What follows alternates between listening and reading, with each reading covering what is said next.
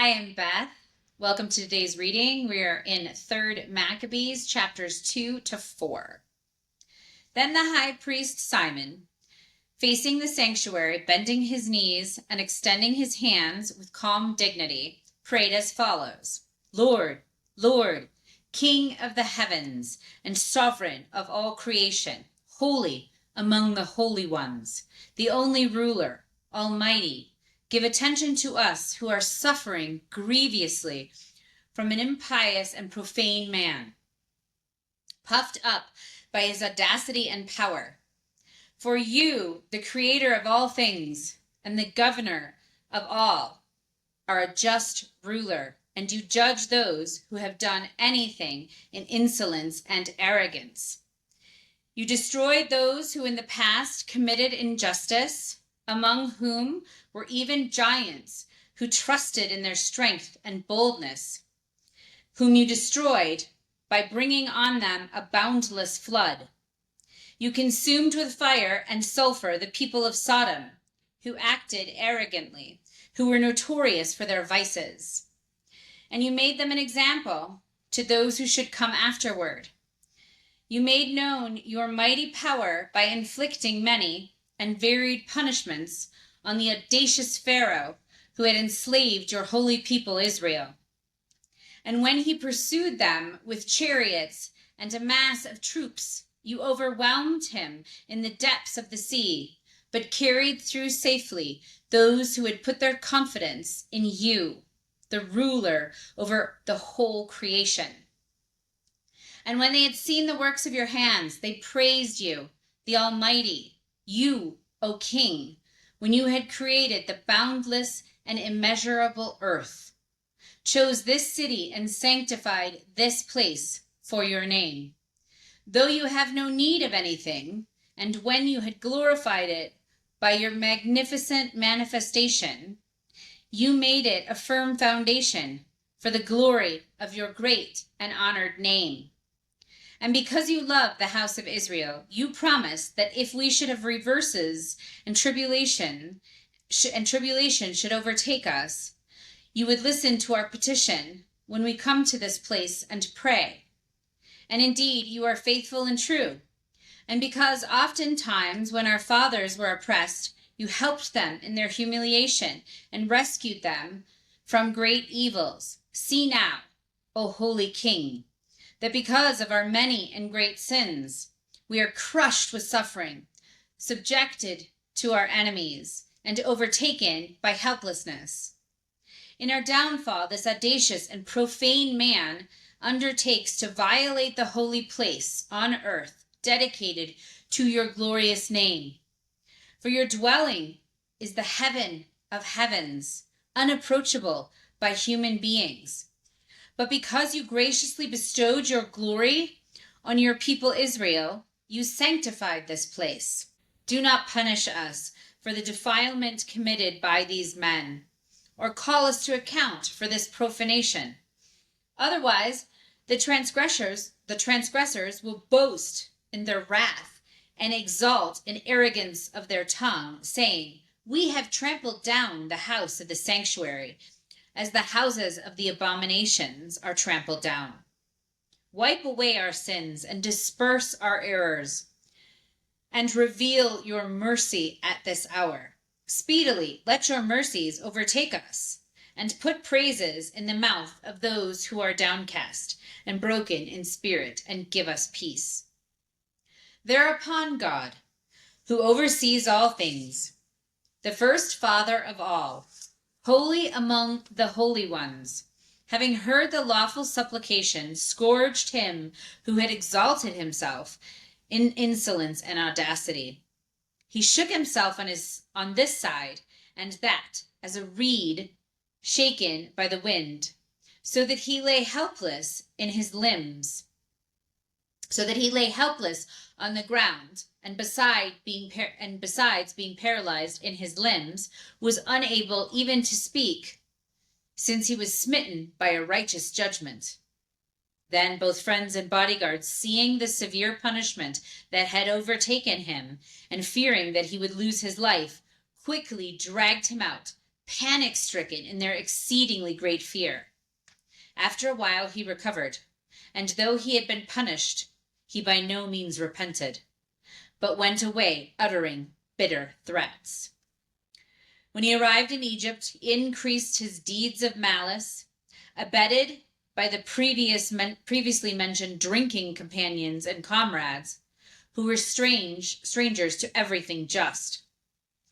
He was not content with his uncounted licentious deeds, but even continued with such audacity that he framed evil reports in the various localities, and many of his friends, intently observing the king's purpose themselves, also followed his will. He proposed to inflict public disgrace on the Jewish community, and he set up a stone on the tower in the courtyard with this inscription: "None of those who do not sacrifice shall enter their sanctuaries, and all Jews shall be subjected to a registration involving poll tax and to the statutes of slaves. Those who object to this are to be taken by force and put to death. Those who are registered are also to be branded on their bodies by fire with the ivy leaf symbol of Dionysus, and they shall also be reduced to their former limited status." In order that he might not appear to be an enemy of all, he inscribed below, "But if any of them prefer to join those who have been initiated into the mysteries, they shall have equal citizenship with the Alexandrians." Now some, however, with the obvious abhorrence of the price to be exacted for maintaining the religion of their city, readily gave themselves up, since they expected to enhance their reputation by their future association with the king. But the majority acted firmly, with a courageous spirit, and did not abandon their religion. And by paying money in exchange for life, they confidently attempted to save themselves from the registration. They remained resolutely hopeful of obtaining help, and abhorred those who separated themselves from them, considering them to be enemies of the Jewish nation, and depriving them of companionship and mutual help. When the impious king comprehended this situation, he became so infuriated that not only was he enraged against those Jews who lived in Alexandria, but was still more bitterly hostile towards those in the countryside. And he ordered that all should promptly be gathered into one place and put to death by the most cruel means. While these matters were being arranged, a hostile rumor was circulated against the Jewish nation by some who conspired to do them ill, a pretext being given by a report that they hindered others from the observance of their customs. The Jews, however, continued to maintain goodwill and unswerving loyalty toward the dynasty, but because they worshipped God and conducted themselves by his law, they kept their separateness with respect to foods. For this reason, they appeared hateful to some, but since they adorned their style of life with the good deeds of upright people, they were established in good repute with everyone. Nevertheless, those of other races paid no heed to their good service to their nation, which was common talk among all. Instead, they gossiped about the differences in worship and foods, alleging that these people were loyal neither to the king nor his authorities, but were hostile and greatly opposed to his government. So they attached no ordinary reproach to them. The Greeks in the city, though wronged in no way, when they saw an unexpected tumult around these people and the crowds that suddenly were forming, were not strong enough to help them, for they lived under tyranny. They did try to console them, being grieved at the situation, and expected that matters would change.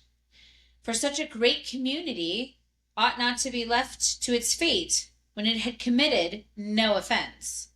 And already some of their neighbors and friends and business associates had taken some of them aside privately and were pledging to protect them and to exert more earnest efforts for their assistance. Then the king, boastful of his present good fortune, and not considering the might of the supreme God, but assuming that he would persevere constantly in his same purpose, wrote this letter against them. King Ptolemy Philopator, to his generals and soldiers in Egypt, and all its districts, greetings and good health.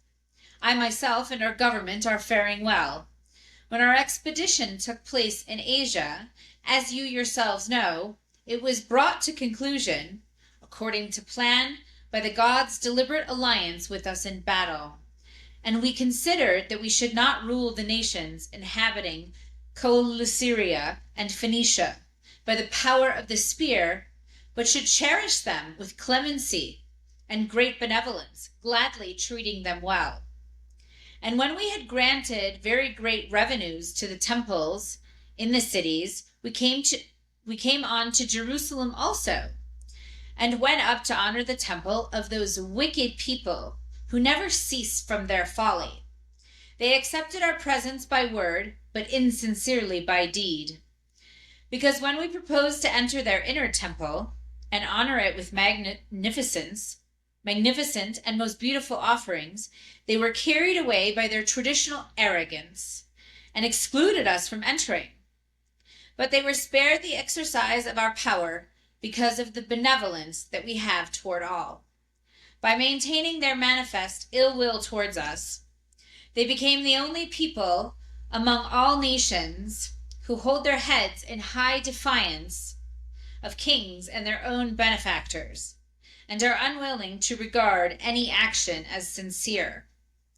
But we, when we arrived in Egypt victorious, accommodated ourselves to their folly, and did as was proper, since we treat all nations with benevolence. Among other things, we made it known to all our amnesty toward their compatriots here, both because of their alliance with us and the myriad affairs liberally entrusted to them from the beginning. And we ventured to make a change by deciding both to deem them worthy of Alexandrian citizenship and to make them participants in our regular religious rites. But in their innate malice, they took this in a contrary spirit, and disdained what is good, since they incline constantly to evil. They not only spurn the priceless citizenship, but also, both by speech and by silence, they abominate those few among them who are sincerely disposed towards us in every situation, in accordance with their infamous way of life. They secretly suspect that we may soon after alter our policy. Therefore, fully convinced by these indications that they are ill disposed towards us in every way, we have taken precautions, so that if a sudden disorder later arises against us, we shall not have these impious people behind our backs as traitors and barbarous enemies.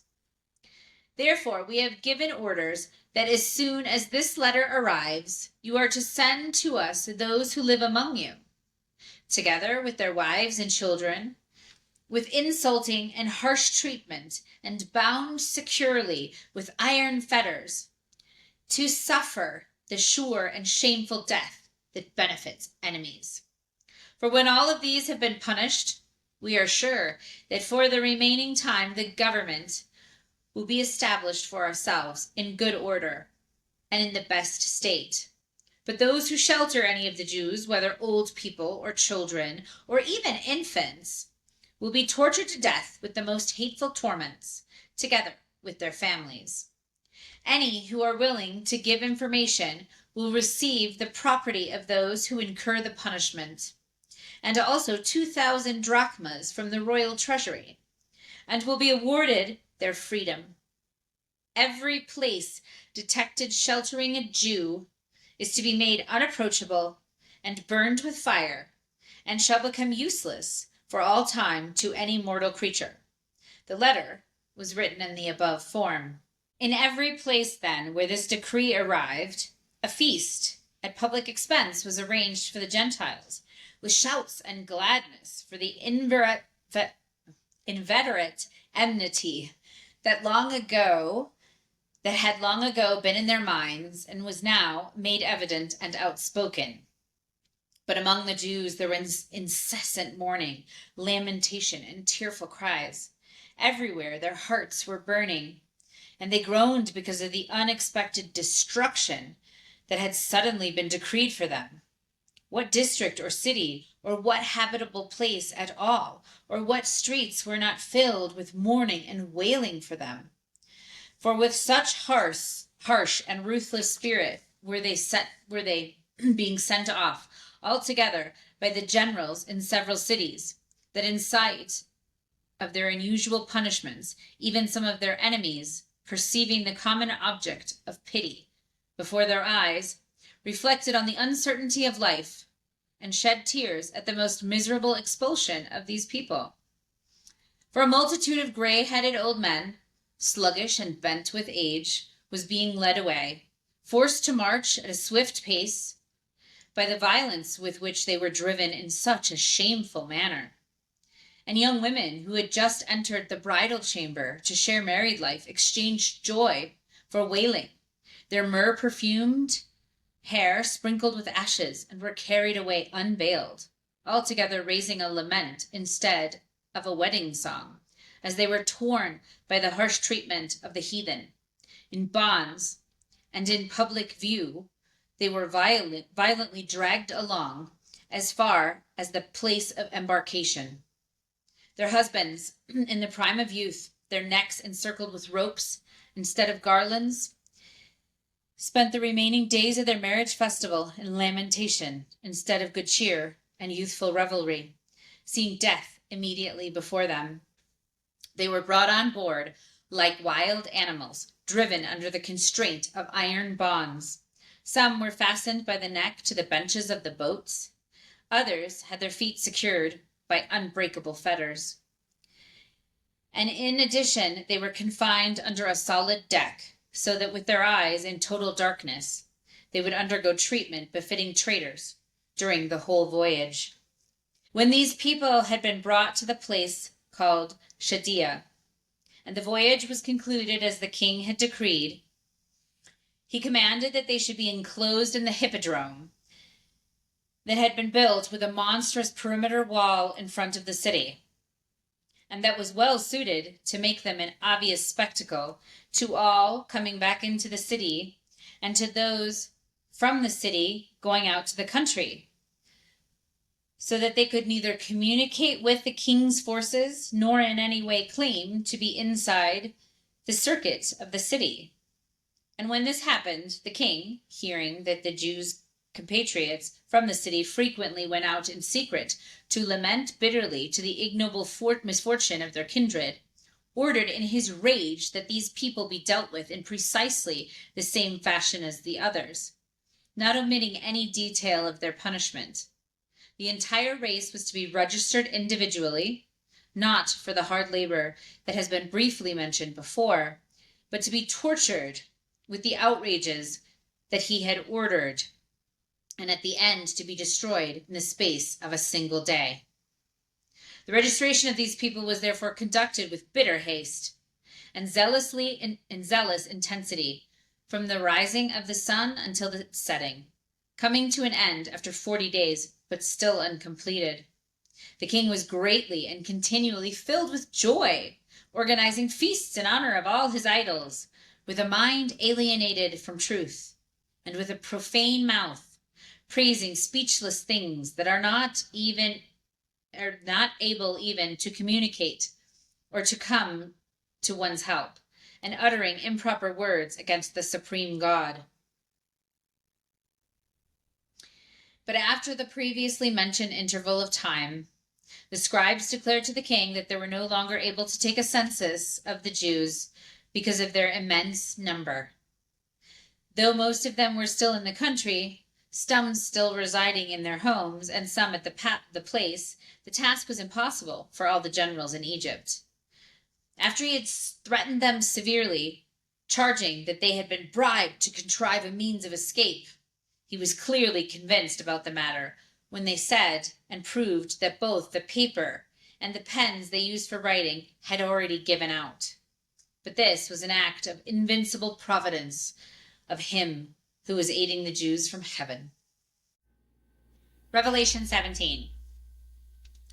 One of the 7 angels who had the 7 bowls came and talked with me, saying to me, "Come, I will show you the judgment of the great prostitute who sits on the many waters, with whom the kings of the earth committed adultery, and the inhabitants of the earth were made drunk with the wine of her sexual immorality." Then he carried me away in the spirit into the wilderness. I saw a woman sitting on a scarlet beast, which is full of blasphemous names, having 7 heads and 10 horns.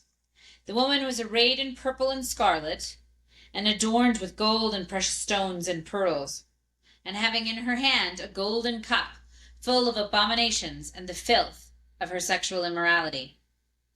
On her forehead a name was written: Mystery, Babylon the Great, the mother of prostitutes, of the abominations of the earth. I saw the woman, drunk with the blood of the holy people, and with the blood of the martyrs of Yeshua. When I saw her, I marveled greatly. Then the angel said to me, "Why do you marvel? I will tell you the mystery of the woman and of the beast that carries her, which has the 7 heads and 10 horns.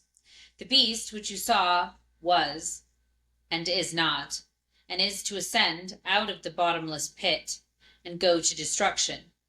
Those who dwell on the earth, whose names are not written in the book of life from the foundation of the world, will marvel when they see the beast that was and is not and is to come.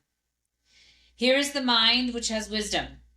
The 7 heads are the 7 mountains on which the woman sits. They are also 7 kings. 5 have fallen, 1 is, and the other has not yet come. And when he comes, he must remain a little while. Concerning the beast who was and is not, he is the 8th, and is of the 7, and is going to destruction. The 10 horns which you saw are 10 kings who have received no kingdom yet, but they will receive authority as kings for 1 hour with the beast.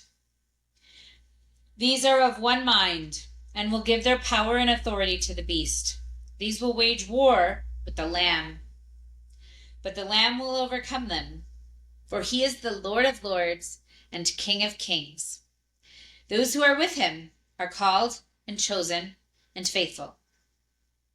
Then he said to me, "The waters which you saw, where the prostitute sits, are peoples and multitudes and nations and tongues.